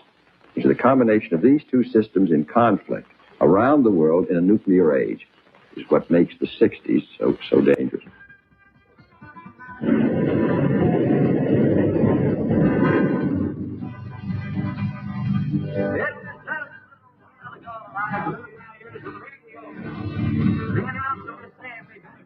Crisis was hanging way up in the air.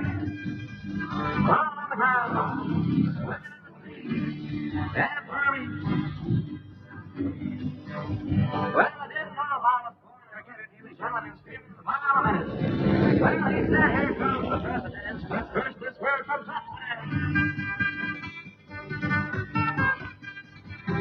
And just a little FYI, they didn't start putting white people on toothpaste commercials until about the 60s. Prior to that, the toothpaste commercials were occupied and it was basically dominated by Black Americans. Why? Because we're the ones with the pretty teeth. Naturally. We are the ones who introduced the toothpaste in the toothbrush. So whenever people thought of brushing their teeth, they always used Black Americans on the advertisement. But it's also because we had the beautiful teeth, okay? I don't know what's going on. They're going to get them turly teeth now. But you know, we still got them up under there too. Look at looking at it too, I feel like a lot of these videos was AI. Some of these videos I believe is AI. I don't give a fuck. See, before we knew what AI was, we were just looking at this shit with a naked eye. I believe a lot of them old videos from the 60s is AI. I don't give a damn.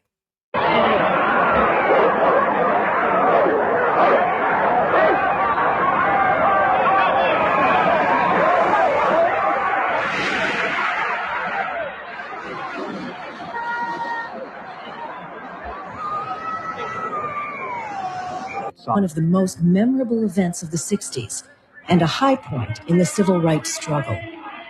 I couldn't believe that many people were there. I just assumed I would walk right up front and just sit there and listen.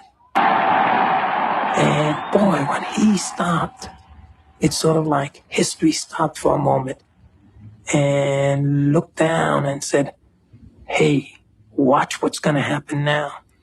And you knew you were on a roll when you left Washington that day. You knew something had happened. We brought an army down here, and America was going to have to change. God damn it, America was going to have to change, and you knew it. And unlike all the other bullcrap that I had participated in my life, where you could sit up endlessly as we did in college and do your sophomorish philosophy, and then you get out of the dorm at 6:30 in the morning and nothing changed. When you Shut up, Rodriguez. You ain't even no nigga. And there was more sincerity about poverty and civil rights. And I began quickly to distinguish him from the Kennedys. This man had known poverty and he had known poor people. It was not an abstraction to him. It was in his gut. So this is what I'll do. I'll give you guys the clip. I'll share the video, the live, so that you guys can go back and watch it on your own. Because for time's sake, I don't want to spend too much time. But listen, the reason I showed y'all this video, and I'm pasting the link to that video in the chat. The reason I'm showing you guys this video is to kind of give you a window into the baby boomers. Now remember, the baby boomers are the people born between 1946 and 1964. Right at I want to say the early 60s is when the civil rights movement is starting. A lot of those people who were in that civil rights movement are actually baby boomers. That's our parents and grandparents. Now, if you like me, I think my mama was born in the 60s. I want to say the early 60s. So she kind of right off that cusp. You know what I'm saying? But yet and still a baby boomer. And let's be clear. A lot of the baby boomers is what's wrong with a lot of America. Not all. But that generation of parents or that generation of children, those children will go on to then create other children. Remember, those are the babies, or they would have babies who would end up being on crack in the 80s. Remember, the 60s and in the 80s. So if you're born in the 60s, you would probably be on crack in the 80s. But if you're born in the 40s or the 50s, you'd probably be one of those people who had children who would then go on to be on crack. I'm using that to say this, or I'm saying that to say this. Basically, those people during that time, you got to give them a little grace because of all of the mental warfare, the spiritual warfare, the physical warfare that they were going through. On top of that, you got America pouring in a whole bunch of clone babies on Americans, telling them that it's baby boomers, wanting us to believe that these white girls are literally over here procreating, and they were not. Remember, you got to know the history to understand today. And I told y'all that we, millennials, are the baby boomers of today. Because just like those people, millennials, what all we done went through? Hurricanes, COVID, what they called it? When we thought the world was going in Y2K. We have gone through so many natural disasters the same way the baby boomers did. And we saw what it did to the baby boomers because we saw the fruits. We saw the fruits of their labor. We saw what they created, or what became of them, or what became from them when they went through that. I'm telling y'all that as millennials, because I'm one of those millennials. I was born in 83, right? When is the millennials? Ain't it like 73 or hold on. Let me see. What years constitute a millennial? They change it all the time. Okay, 81 to 96. I remember at one point they were saying we was Gen X, but I don't know. Either way, I'm saying all that to say if you were born in, I want to say the late 70s, early 90s, that I'm going to give us a time frame. So 76, 7, 8, all the way up to about 90 to 2, 3, maybe 93. That whole section, All of those people have gone through so many, I ain't gonna say natural disasters, but so many world events that psychologically we don't understand how it affects us and our offspring. This is why our children today are so easily susceptible to this internet. Because we had gone through so much psychologically and socially, emotionally, mentally, physically and all, that we can't even see the other plays that's happening. And just like they set up and used those actors in the civil rights movement, now they're using actors on the internet.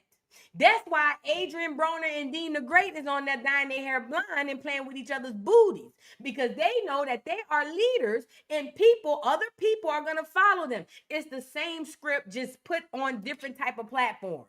Okay. So I'm saying all that to say that, baby boomers, even though we look at them for a lot of the crap that's going on, we got to give them grace, because think about it. I said this on the morning jokes.